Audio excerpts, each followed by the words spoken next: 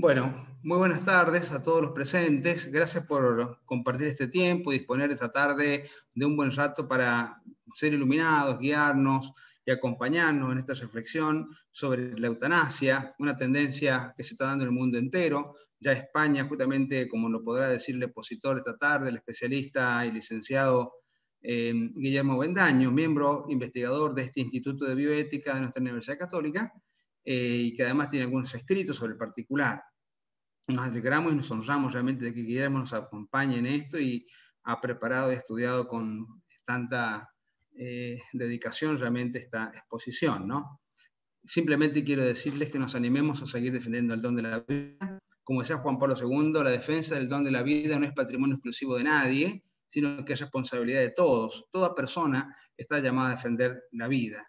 Y no se puede invocar razones de, pasión, de dolor, de decir pobre, cómo sufre, para poder adueñarme del cómo y el cuándo del fin de la vida de una persona humana, sencillamente porque cada uno no es dueño ni propietario, ni se ha comprado, ni se ha adquirido el don, el regalo de la vida. ¿Qué somos ante ella? Administradores responsables de la misma. Pero bueno, esto lo podrá explicar mejor todavía Guillermo, que tiene experticia en esto, y bueno, sencillamente ya está lo mío. Gracias agradezco la presencia de todos ustedes y los dejo en la presencia y compañía justamente y la iluminación del doctor Luis Guillermo Avendaño. Muchas gracias.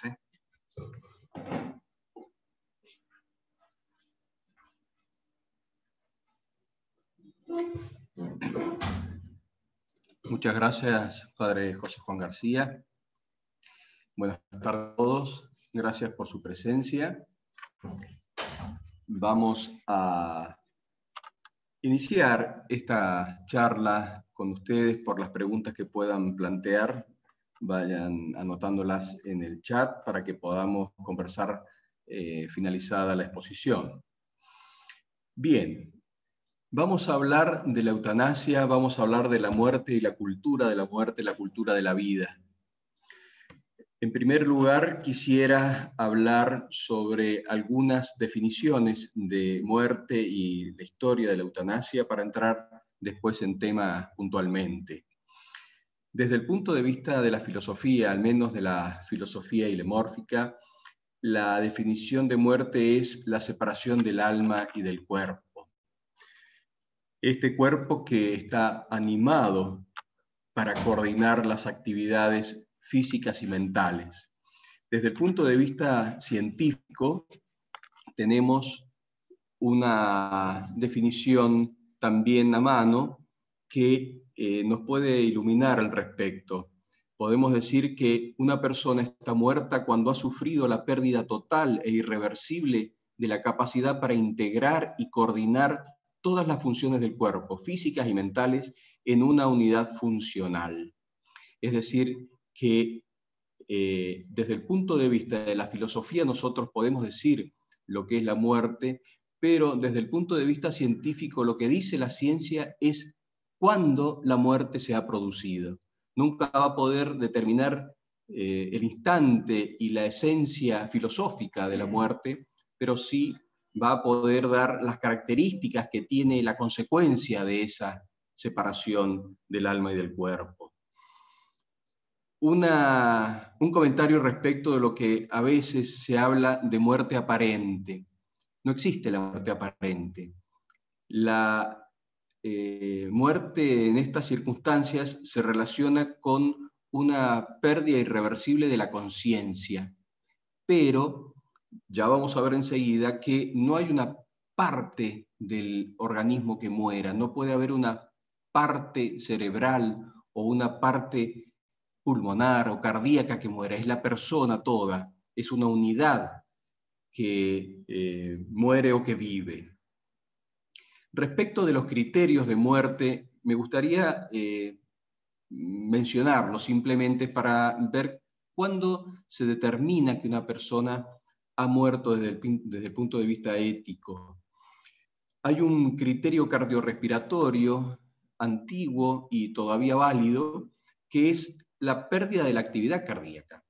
Es decir, no hay latido cardíaco, no hay frecuencia respiratoria, no hay intercambio gaseoso, no hay respiración. Ese es un criterio válido que ahora se ha podido profundizar en los últimos tiempos respecto de algunas características clínicas y médicas, podríamos decir, respecto de algunas actividades puntuales.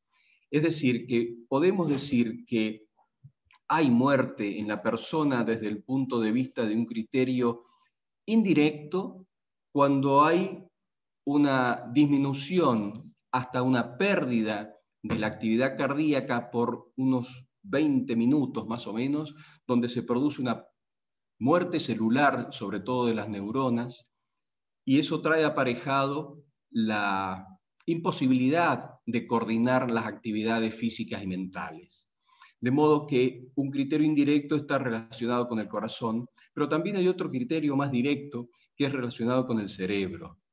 ¿Por qué? Porque nosotros podemos ver que hay una actividad cortical anulada, nula, por el electroencefaloplano, pero además eso no es suficiente, porque puede haber una actividad cortical sin actividad de los centros profundos del encéfalo, lo cual con pruebas clínicas podemos asegurarlo.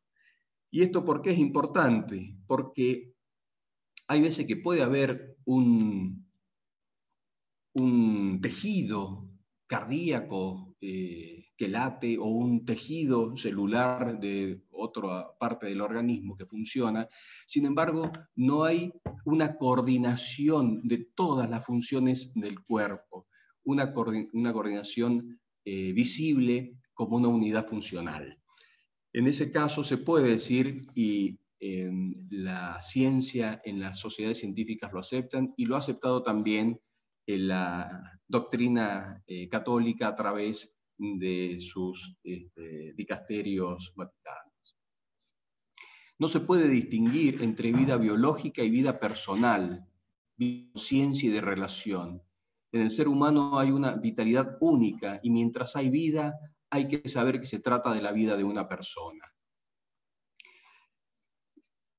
Respecto de la eutanasia, ya entrando más en tema, vamos a hablar de algunos argumentos y de algo de la historia en el mundo, en la humanidad, de la eutanasia. Primero hay que decir que el término es equívoco, porque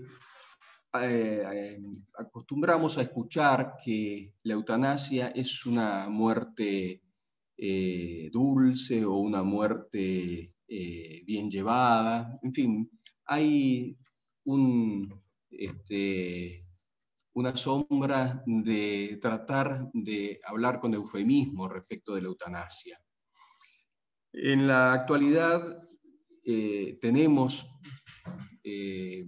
algunos factores que están contribuyendo a esto, pero de antiguo. Ya en la antigüedad hablaba de la eutanasia y algunos la defendían, como Tácito, que alude al auxilio de los médicos en su relato del suicidio de Séneca.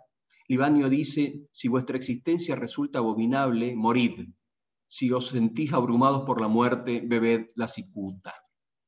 Sin embargo, Hipócrates hacía jurar, con lo que nosotros conocemos el juramento hipocrático hasta nuestros días: no daré ningún veneno a nadie, aunque me lo pida, ni tomaré nunca la iniciativa de sugerir tal cosa. La cultura judía y el cristianismo se opusieron de modo absoluto a la eutanasia, y con la cristianización de Occidente ya se incorpora prácticamente a nuestra cultura.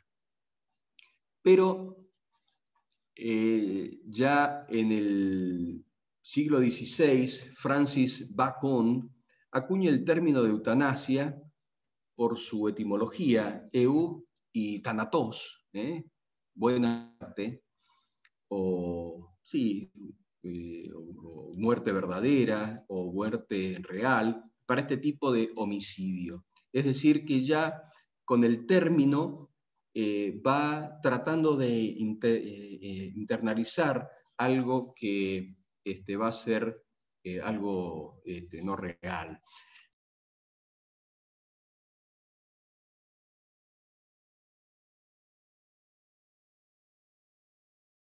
Guillermo tiene el audio cortado. Por favor, prenda nuevamente el audio. ¿Ahora está Ahí. bien el audio? Perdón, ¿lo corté Ahora yo? sí está bien. Sí, sí. Con algún movimiento, perdón.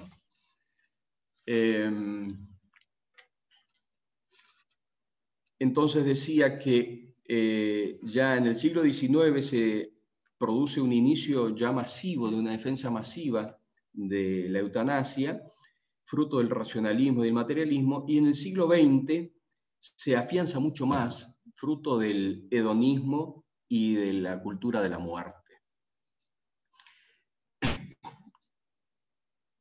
¿A raíz de qué podemos decir que se va avanzando en esta cultura eutanásica?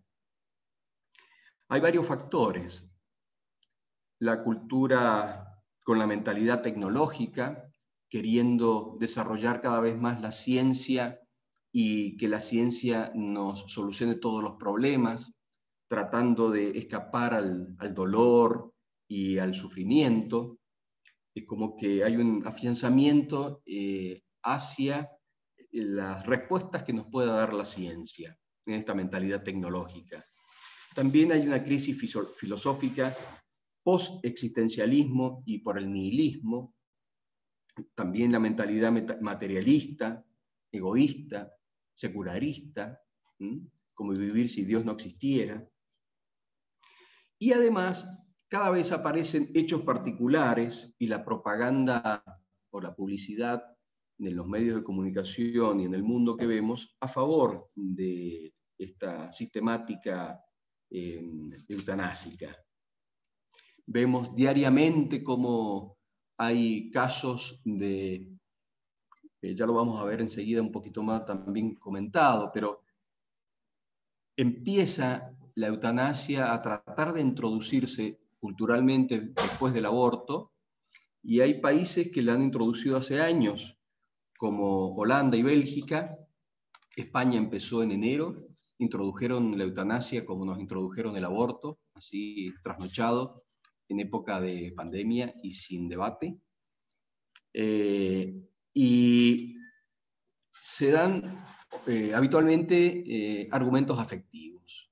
Me parece que es el más fuerte de los argumentos que hay, por lo menos para introducirlo, y después van derivando en otros. Pero los argumentos afectivos tratados como una compasión, en realidad es una falsa compasión, porque es una autocompasión. Es decir, se presenta enfermos, vimos esta semana, la semana pasada, una paciente en Colombia que también tiene eutanasia, con una enfermedad de ELA, una esclerosis lateral amiotrófica, que pedía que se produjera un suicidio asistido, donde se va rodeando a la persona o al enfermo, que ya en este caso no es un enfermo terminal, simplemente es una enfermedad crónica, progresiva, así, degenerativa, neurológica, pero en principio se da un argumento afectivo para que la persona deje de sufrir. No podemos verla sufrir. Al no poder verla sufrir, queremos eliminarla. Ese sería el argumento afectivo. También hay argumentos individualistas. Ante el pedido se cede, es un pedido de ayuda. En realidad, la persona que está pidiendo terminar con el sufrimiento a toda costa a través de la eutanasia, lo que está pidiendo es ayuda, está pidiendo amor, está pidiendo cercanía, está pidiendo cuidados.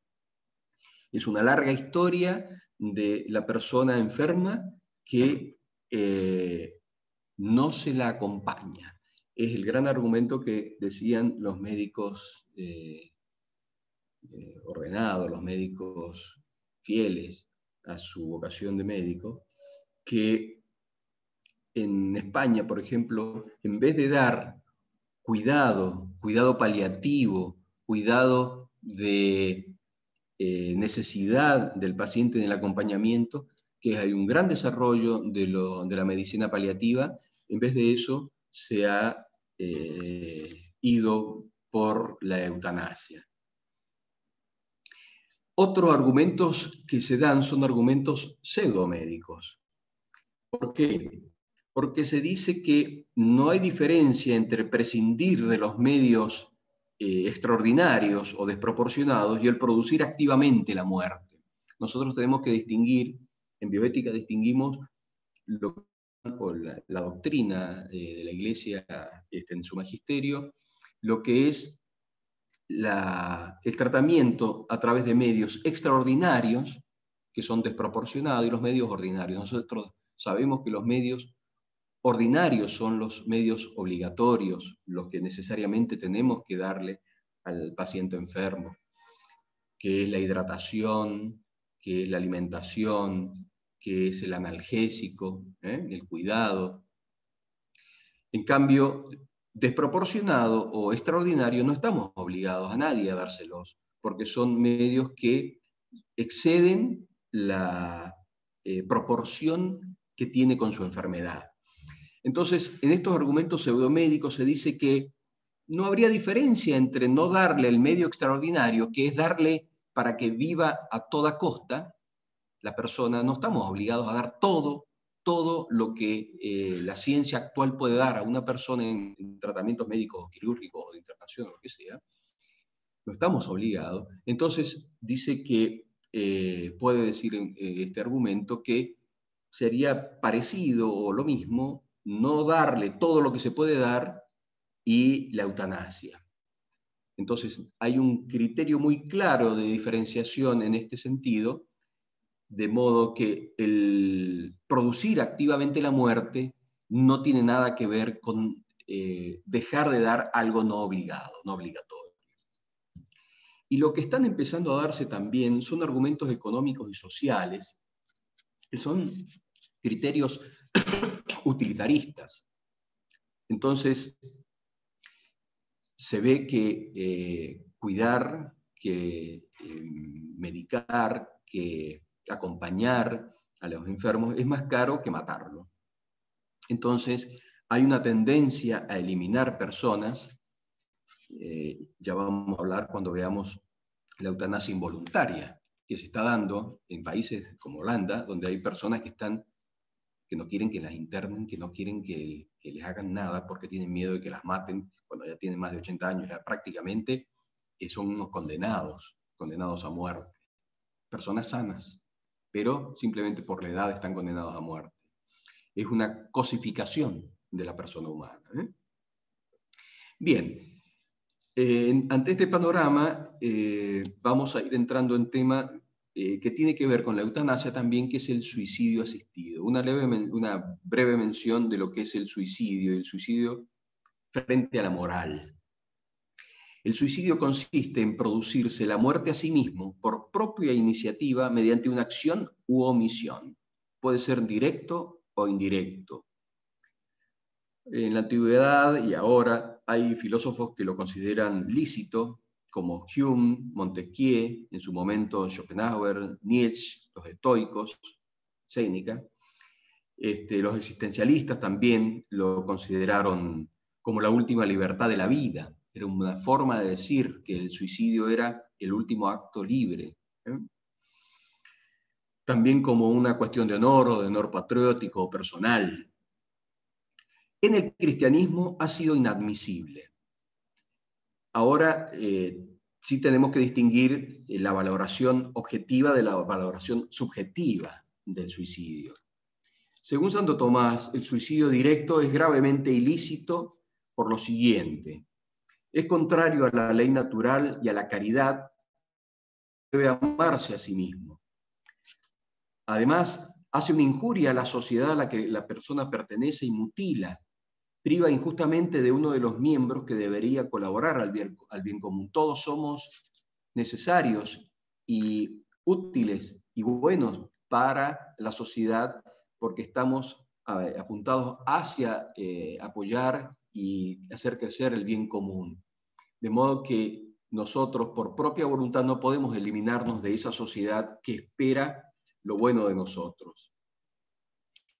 Además, suponen injuria a Dios. La vida es un don dado por Dios, sujeto a su divina potestad, que da y quita la vida. Solo a Dios pertenece el juicio de la muerte y de la vida. Pío XII lo calificó de signo de la ausencia de fe y esperanza cristiana. En la tradición hay numerosas citas. Dice, por ejemplo, San Agustín, que no matar incluye no matarse, porque efectivamente quien se mata a sí mismo mata a un hombre. Esto respecto de la valoración objetiva. Respecto de la valoración subjetiva, por supuesto que es diferente. Depende de la responsabilidad moral del suicida, que nosotros no podemos entrar en su conciencia, obviamente. Está influenciado esto por la mentalidad social en el suicidio en la sociedad actual, visto cada vez con menos distancia, podríamos decir, o la fragilidad psíquica de algunas personas, o con disturbios mentales, que también puede influir en eso. En la sociedad actual, con casi nulos valores morales, con una mentalidad antivida también influye, de modo que subjetivamente es distinta la valoración del juicio moral. Diferente es el suicidio preparado con tiempo por una persona psíquicamente sana en una vida que no tiene lugar Dios o que no encuentra sentido a la vida. Hay veces que puede haber algún agravante, pero eso de todos modos es una cuestión interior que nosotros no podemos definir, eso depende de cada persona. Es un acto de la conciencia interna. La eutanasia en sí misma, ¿qué es? Es la acción u omisión que por su naturaleza y por la intención causa la muerte con el fin de eliminar cualquier dolor. Es decir, que es un acto voluntario con la intención de causar la muerte. ¿Qué podemos decir respecto de esto? Que hay que distinguir de la omisión del ensañamiento terapéutico. El ensañamiento terapéutico o el encarnizamiento terapéutico, o otro modo de decir, la obstinación terapéutica, mejor dicho, porque difícilmente el médico tratante esté ensañado o encarnizado por tratar de salvarle la vida a una persona. Más bien está obstinado en una terapéutica, en algún tratamiento, que en realidad es un tratamiento que se aplica, no funciona, aplica otro tratamiento, no funciona, aplica otra metodología, no funciona. En realidad es una mala medicina. En realidad el ensañamiento o la obstinación terapéutica es de un mal médico, no es un acto médico propiamente. Es un acto médico, pero mal. No es un buen acto médico. Es una medicina que, además de ser mala medicina, no está obligado desde el punto de vista moral. Entonces, hay que distinguir la omisión de este ensañamiento terapéutico, que es lícita, más bien obligatoria, no estamos obligados, no debe realizarse este ensañamiento, esta obstinación terapéutica, con confundirlo con no dar lo que proporcionalmente y por obligación corresponde a una situación determinada. Bueno, ¿cómo podríamos clasificar los distintos tipos de eutanasia? Podemos decir que por su finalidad puede ser eugénica, cuando por razones raciales, económicas o sociales se realiza o se ha realizado, por ejemplo en el nazismo, cuando por razones raciales se eliminaba a otras personas. Aceptaron la doctrina del control de la vida se debe juzgar en base a factores demográficos, o económicos, o políticos, o actualmente hedonistas. Filósofos que lo han apoyado han sido Sanger o Nietzsche, por ejemplo. Y de acuerdo a esta finalidad también puede ser piadosa o llamada falsamente piadosa para aliviar los dolores y sufrimientos del enfermo. Según ellos, en la vida no tiene sentido el dolor, básicamente porque no tienen trascendencia. Entonces, cuando nosotros hablamos de la antropología humana, la antropología, decimos que es la persona alma y cuerpo. Estas personas en la eutanasia piadosa básicamente no tienen un sentido trascendente como Platón, Voltaire o Sartre. Respecto de los medios, podemos decir que es positiva o negativa de acuerdo a cómo actúa. La positiva actúa sobre la persona enferma provocándole la muerte, ahogo o por gas, tóxicas, puede ser el suicidio asistido o el aborto eugénico, que ver con lo que decíamos recién. Y es negativa que por medios indirectos, pasivos o negativos, se deja de hacer algo que permite seguir la vida, omite practicar un tratamiento activo y obligado.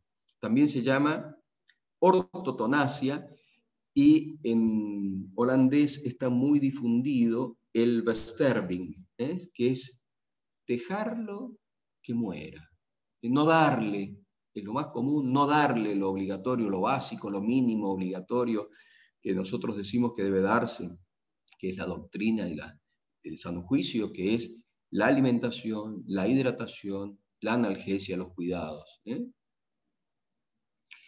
Respecto de la intención, podemos decir que puede ser directa cuando intenta producir la muerte por homicidio o suicidio asistido, o indirecta, que en realidad no es, técnicamente no es eutanasia, porque es cuando se realizan ciertos actos, básicamente lo más vinculado a los sedantes, que por la sedación puede tener un efecto secundario de acortamiento de vida, no es eutanasia. La eutanasia es cuando busca la muerte. En estos casos es lícito dar sedantes porque hay que aliviar el dolor, es un buen acto médico, es obligatorio del médico dar la analgesia.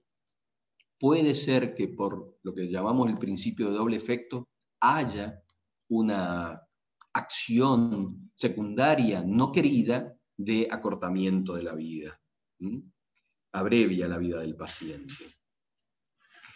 Y también podemos decir, además de por la finalidad, los medios y la intención, por la voluntad del enfermo, puede ser voluntaria la eutanasia solicitada, ya sea por medios positivos o negativos, o involuntaria. Se aplica al paciente sin su consentimiento, lo cual es un crimen que es lo que decimos que está pasando actualmente, porque cada vez se va difundiendo más primero, cuando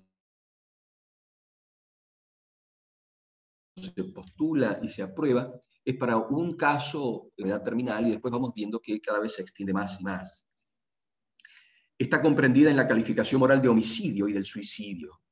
Bueno, si es solo suicidio, puede haber casos de moralidad subjetivamente atenuada, que ya hemos dicho, que eso dependerá de la conciencia íntima de la persona, en la cual nosotros no podemos conocer, pero cual no anula la gravedad objetiva del hecho, aunque pueda limitar o anular la responsabilidad subjetiva de la persona.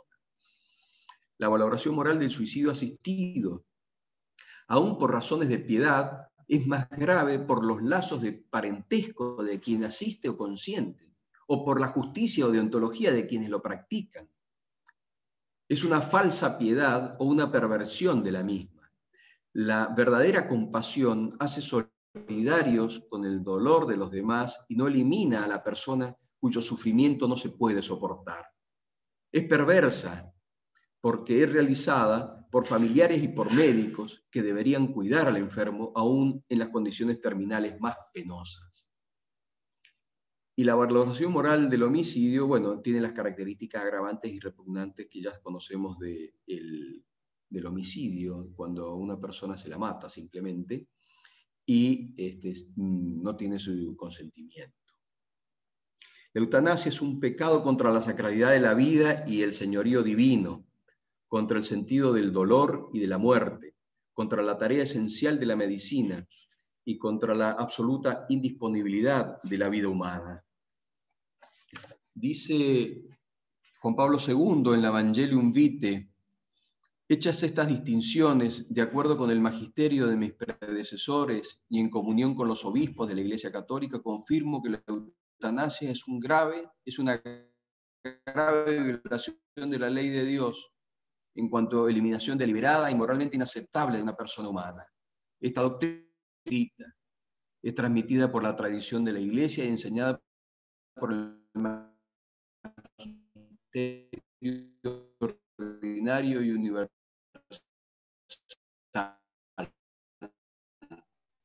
Semejante práctica conlleva, según las circunstancias, la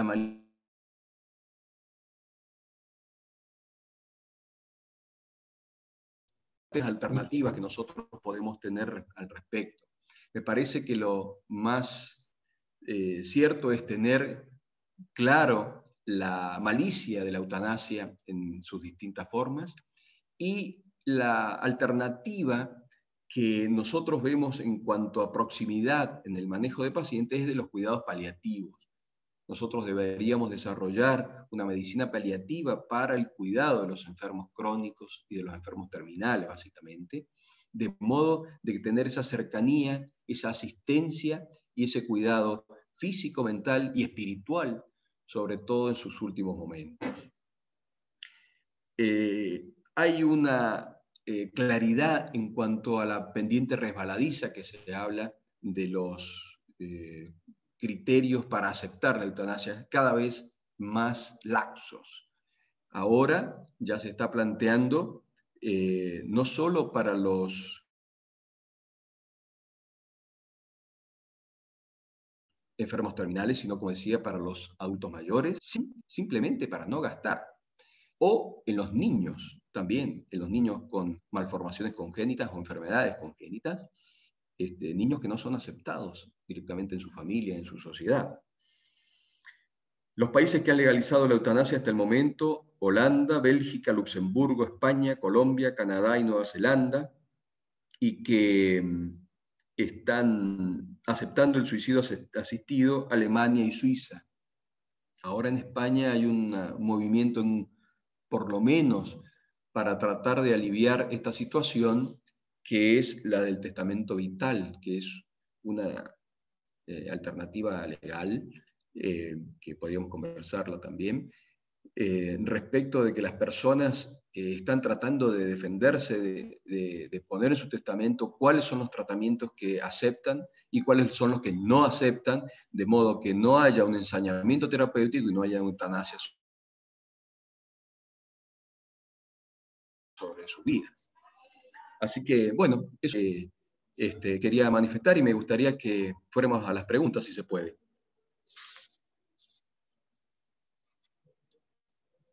¿Hay algunas preguntas en el chat?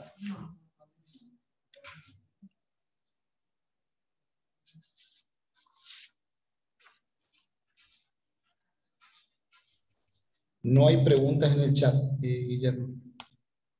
Bueno, de los participantes que quieran, que han estado en la reunión, que quieran preguntar o que conversemos o opinemos, estaría muy bueno. Pueden levantar la mano y los habilito desde acá para que puedan prender el micrófono.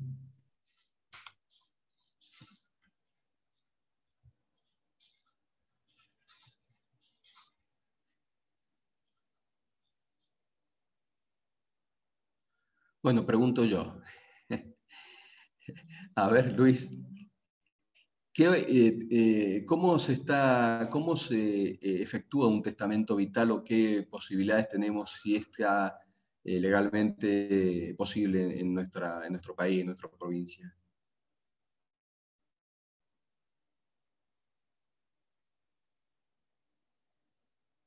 Luis. Luis, ¿puede prender el ¿Pero micrófono? escucha? Parece que se le ha caído la conectividad, Luis. Ahí Ah, estamos. Luis, ¿puede prender el micrófono?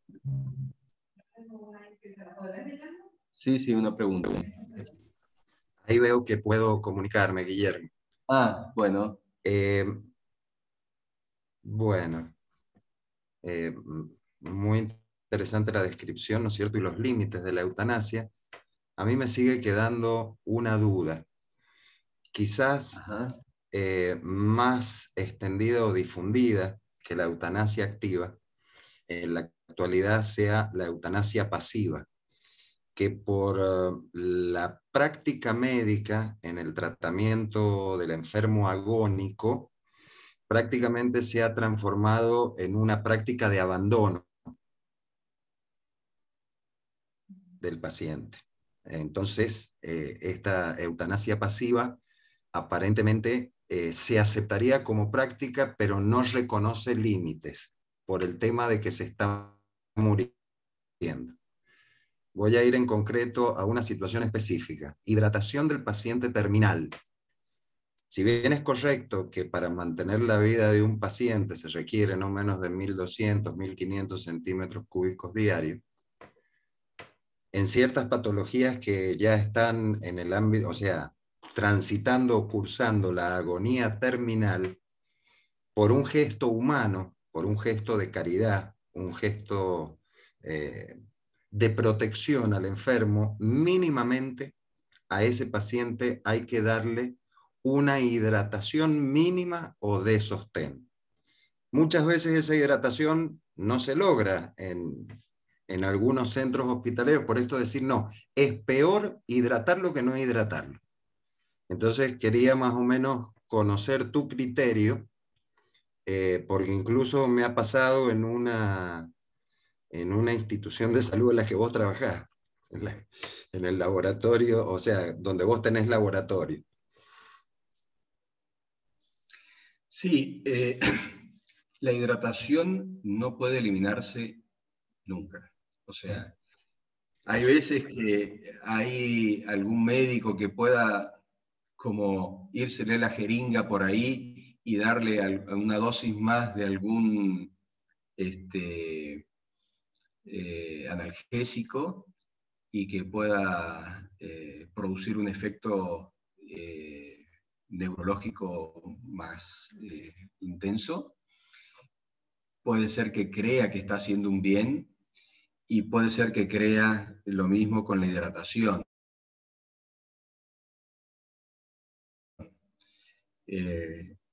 Hay algunos que la hidratación se restringe por una insuficiencia renal, porque el cuerpo, el riñón no filtra, de modo que la cantidad de líquido que retiene es peor porque es contraproducente para su función cardíaca, produce una insuficiencia cardíaca y hidratarlo es peor, pero en realidad porque ya está sobrehidratado. No es que necesite hidratación, no le damos más líquido porque ya tiene mucho, es más, hay veces que hay que sacarle líquido para que pueda funcionar mejor el riñón, que es lo que se hace en la hemodiálisis.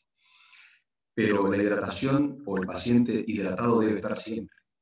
Eso es un mal criterio del médico. No debe restringirle la alimentación, ni la hidratación, ni la analgesia mínima.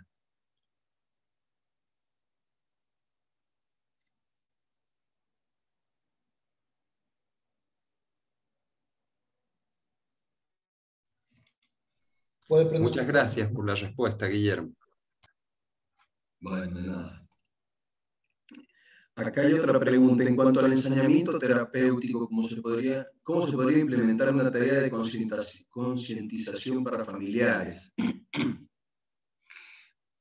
Bueno, para familiares depende de cada circunstancia, porque el ensañamiento terapéutico puede darse cuando hay una institución que quiere tener a toda costa la persona internada por una cuestión de gastos, que le conviene que gaste más la obra social o el paciente, de modo que tratan de tenerlo más tiempo innecesariamente, o proponer tratamientos costosos o tratamientos así extraordinarios. Es difícil concientizar poblacionalmente porque depende de cada enfermo y de cada circunstancia y de cada enfermedad, porque se van a proponer cosas distintas en cada circunstancia. Creo que lo que se podría dar a conocer son las buenas prácticas médicas en general, de que no está obligado, por lo menos que la gente, el familiar no se sienta obligado a que tiene que hacer todo lo posible, vender la casa, vender el auto, vender todo para darle todo lo que puede dar, porque no está obligado ni es necesario a veces. Simplemente es una cuestión de tratar de dar lo mejor de sí para su madre, para su hermano, para su padre, para su familiar tan querido. Entonces ahí hay que hacerle distinguir que eso tendría que ser cada institución y cada grupo terapéutico, hacerle distinguir que no es una cuestión que va a ser ni menos hijo ni menos amor quedarle en la calle, por decir, para darle tal o cual tratamiento o cual prótesis o lo que sea. Tiene que ser algo proporcionado a su enfermedad, a su condición social, a su cultura, y eso tendría que ser dado así globalmente en las instituciones. Y después, particularmente, ante el ofrecimiento de algún tratamiento extraordinario, desproporcionado, bueno, tendría que estar atento, no sé, porque eso depende de cada día y cada persona. Es más difícil.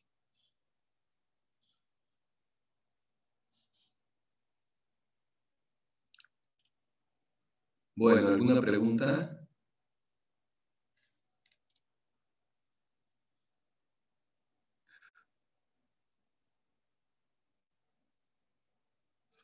Bueno, creo que nada más, entonces.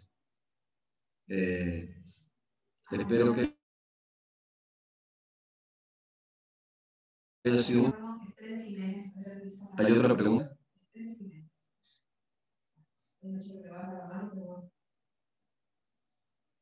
Acá me dicen que hay otra pregunta, pero no me llega.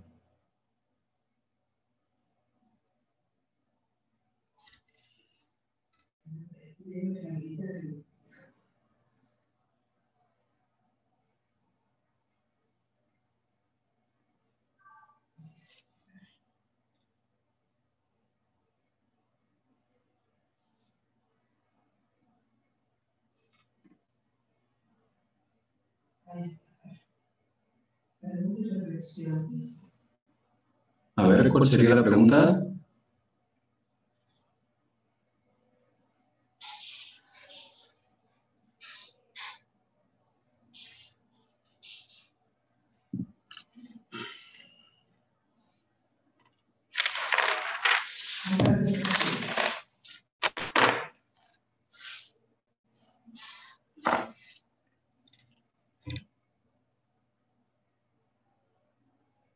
¿Tiene la pregunta?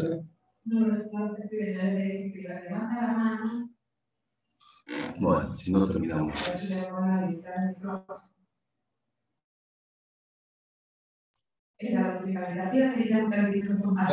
A ver, Estrella, ¿quiere habilitar el micrófono?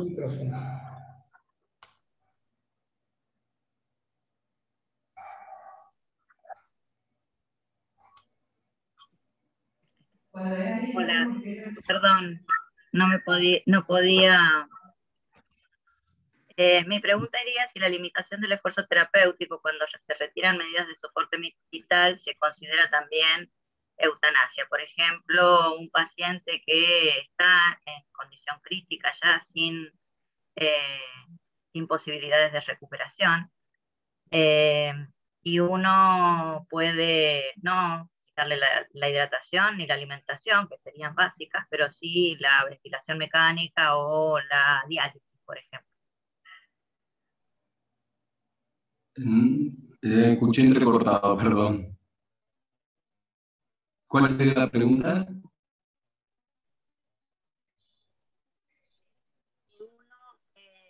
En un paciente que está gravemente enfermo y pocas posibilidades de sobrevida, retirar medidas de soporte vital avanzado como la ventilación mecánica o la diálisis se consideraría también eutanasia. Si se le retira. Si se le retira. Yo creo que actualmente la alimentación parenteral y la diálisis no son medios extraordinarios en este momento de la cultura nuestra. Probablemente hace 30 o 40 años que era una novedad, que la respiración mecánica se podía, ya se estaba realizando, la hemodiálisis estaba empezando. Podría haber sido, depende del lugar y depende de la zona, depende del acceso. Si tiene un acceso habitual a eso, ya no es muy extraordinario. Yo creo que no dárselo sería culposo porque es muy habitual que eso se realice sin mayor inconveniente. Cuando se refiere a medios extraordinarios, son medios que son realmente muy poco frecuentes, muy caros y básicamente poco probados. Me parece que la alimentación parenteral y la hemodiálisis actualmente no sería un medio extraordinario.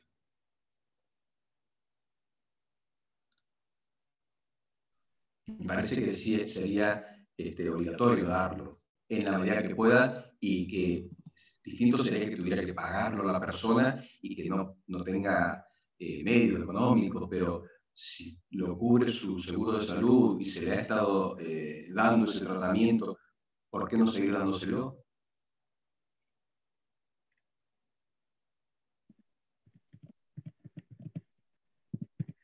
Me parece que ese sería el criterio. Y después, si la enfermedad es terminal, bueno, será al momento uno tiene que darle,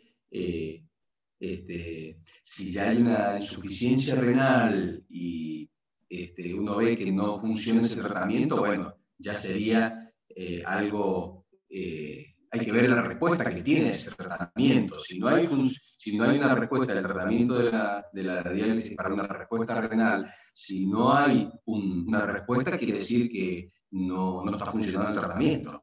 Es distinto. Otra cosa es que sí funcione.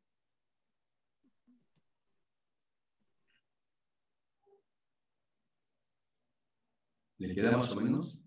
Sí, me quedaría la asistencia ventilatoria mecánica, el respirador. La asistencia Cuando respiratoria alguien, mecánica. o sea, porque en estos casos no son generalmente los pacientes los que piden que se retire el respirador. Son muchas veces los familiares en situaciones como donde hay un coma prolongado y una alteración neurológica severa que no llega a la muerte encefálica, porque si fuera muerte encefálica está muerto, donde Está coma, prolonga durante muchos años, como durante mucho tiempo, eh, digamos, ese soporte que es la ventilación mecánica, el respirador. En ese caso, ¿sí? Donde han habido casos donde los familiares han hecho juicios para que se les pueda retirar el respirador a sus seres queridos porque ya llevaban años institucionalizados con un respirador artificial. El caso emblemático de esto es el de Karen Kinland. Pero tuvimos también una paciente en el sur de nuestro país, no sé si en Río Negro o Neuquén, que fue un caso similar donde la familia acudió a la justicia para que se pudiera retirar el respirador. Sí, ese fue un caso distinto, porque esa paciente no estaba terminal, sí tenía muchos cuidados y ahí había un problema familiar donde ellos querían desprenderse de la familia, del familiar. No era que estuvieran cercanos, era al revés. Esta paciente, sí me acuerdo de eso, hace unos 8 años más o menos. Sí, estamos hablando de cuando hay buena voluntad, ¿no es cierto? Yo creo que si sigue dando funcionamiento, yo no puedo hacer un acto que mate. No tengo autorización porque no soy dueño de la vida de la persona. Y si la persona está sedada y no tiene dolores, el tratamiento tiene que seguir.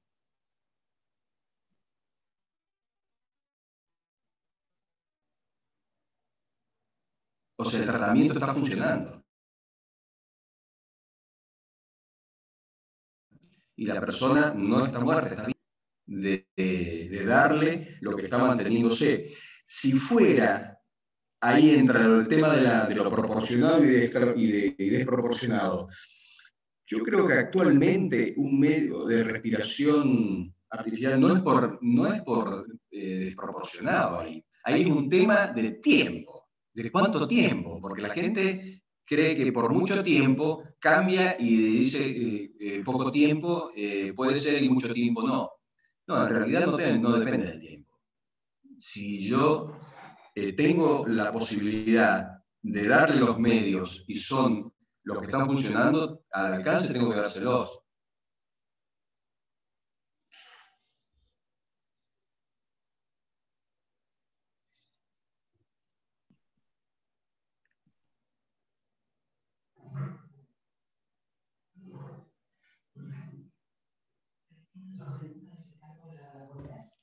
A ver, otra pregunta. ¿Y dónde está la pregunta?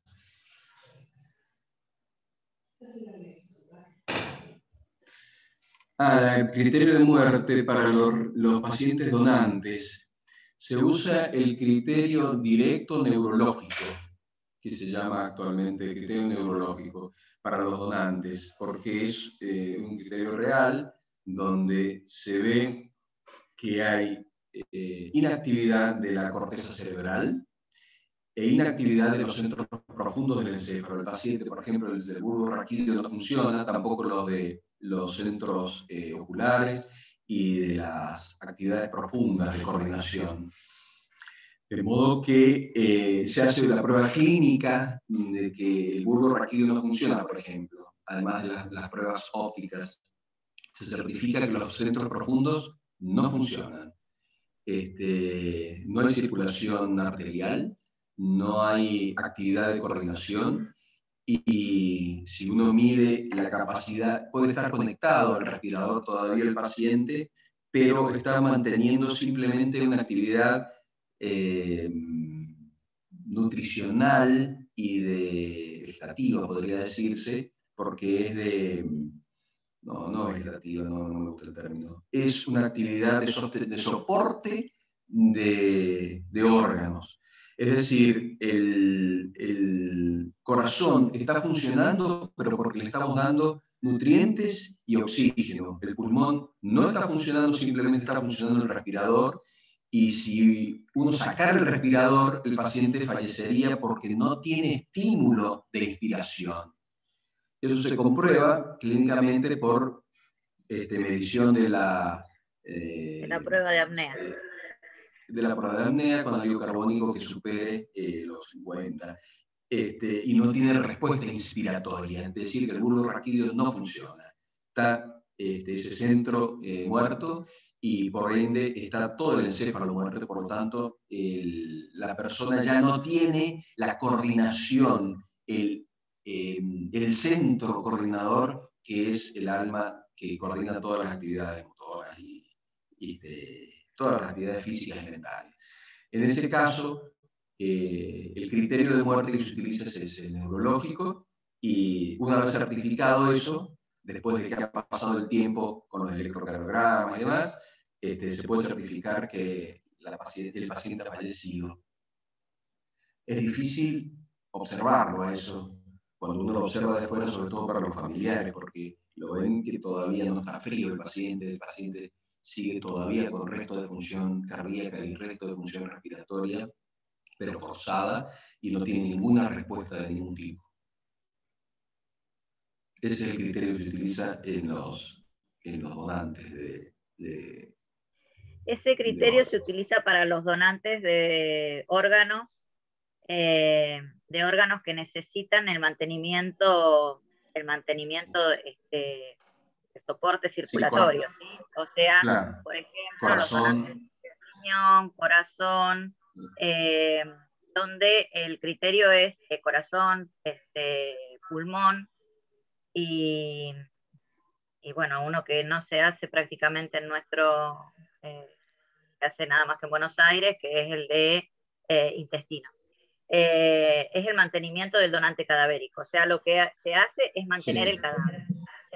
cadáver porque el diagnóstico de muerte se hizo el diagnóstico de muerte encefálica, con criterios neurológicos y además con todos lo que significa los estudios que van a avalar ese diagnóstico clínico, ¿sí? Que van a certificar ese diagnóstico clínico, que son, como bien dijo Guillermo, la falta de irrigación con una arteriografía, con un Doppler transcraneano, o la falta de función con un electroencefalograma o con potenciales evocados.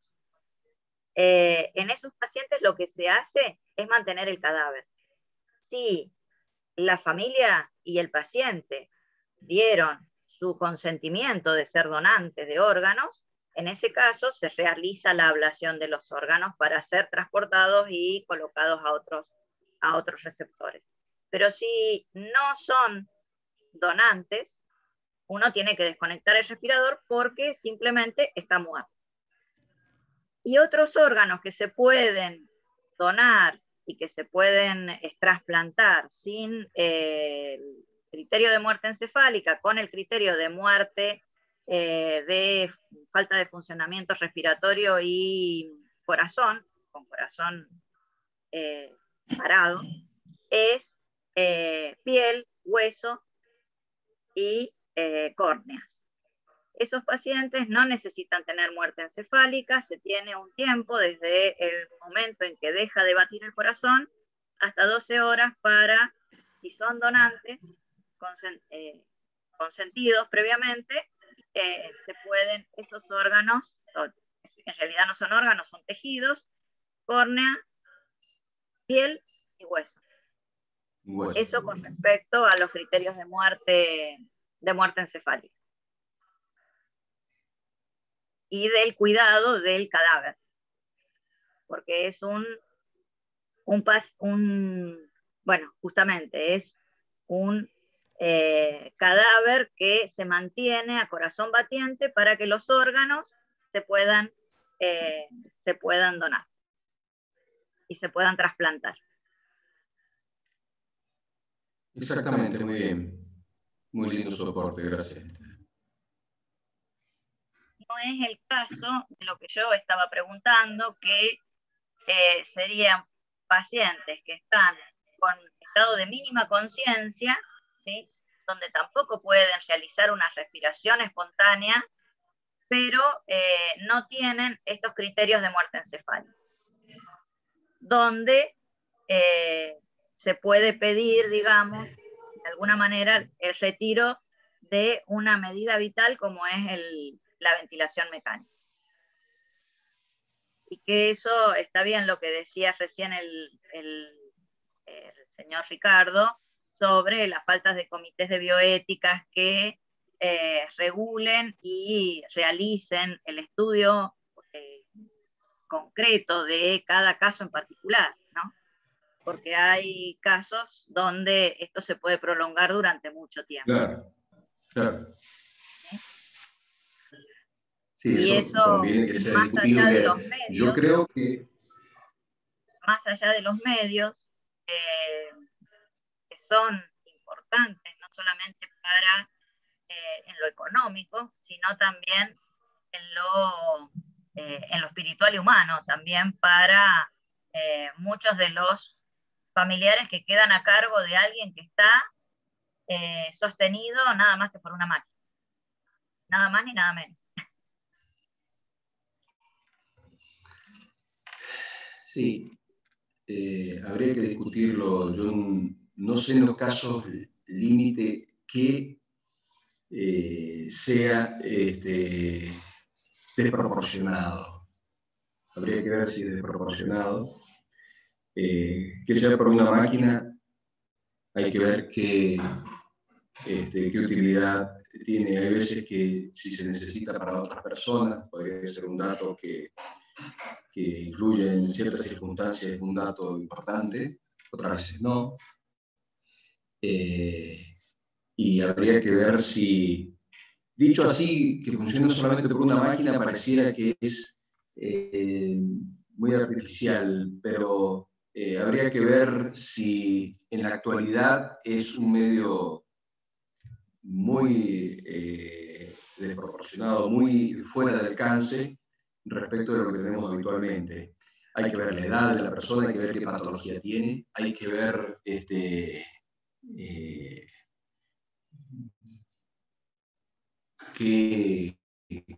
porque tenemos que volver sobre el tema de lo que es un tratamiento que sea efectivo. No estamos obligados a que sean tratamientos que no son efectivos. Hay que ver si eso puede tener una respuesta. Si es una futilidad mantener todas esas, todo ese soporte.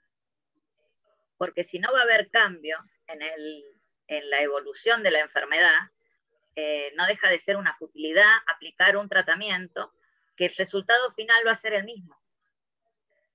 Bueno, por eso es que hay que ver los criterios de lo que llamamos el ensañamiento terapéutico. Hay que ver en cada caso. Son límites muy finitos entre una cosa y otra. Sí. Y muy para... Lo mismo con la analgesia. Hay dosis que son muy finitas también en las dosis de analgesia. Entonces hay que ver cuáles son los límites que tiene para no producir un coma o una muerte que sea derivada de una mala praxis, de una mala dosis aplicada. Son cuidados, por eso hay que tener mucho conocimiento para el manejo fino de esto, ¿sí? No sé si podría darse un criterio general respecto del respirador, ¿eh? Habría que ver la experiencia, cuánto de utilidad tiene y qué ventaja va a tener. La edad me parece una cosa importante y la patología me parece una cosa importante para ver que sea una respuesta esperada o esperable, que sea una mejoría de eso. Habría que ver, ¿sí?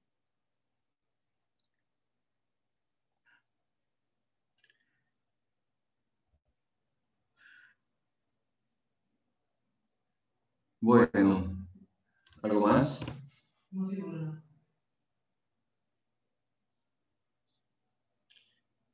Bien. Muy interesante. Bueno, muy bien, muchísimas gracias. Gracias por su aporte. Y bueno, cuando podamos conversamos sobre estos temas u otros relacionados. Gracias y hasta pronto.